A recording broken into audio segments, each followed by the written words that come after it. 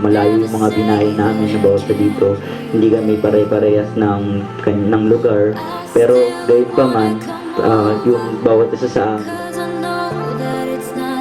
Punta pa lang tayo next time.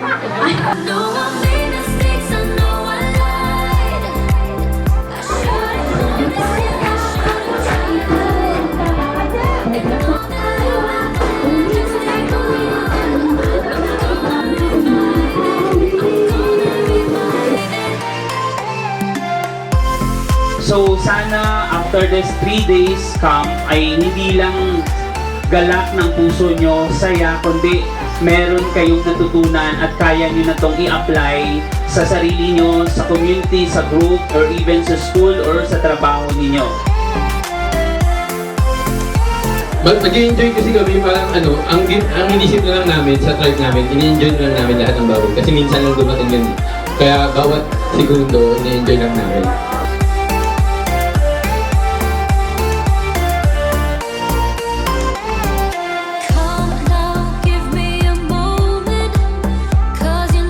Kayo ba mananalo? Oo naman. Paano masasabi mo sa ibang group? Hindi kami competitive na magkakaroon ng best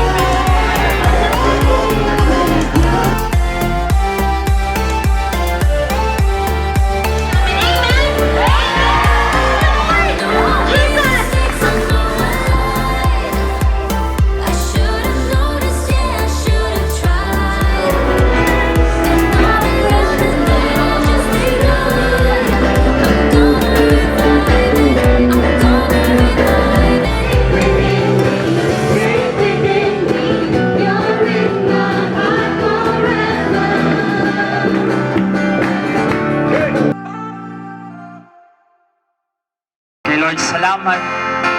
Walang hanggang pasasalamat sa iyo. Nagagalak ang iyong abang lingkod.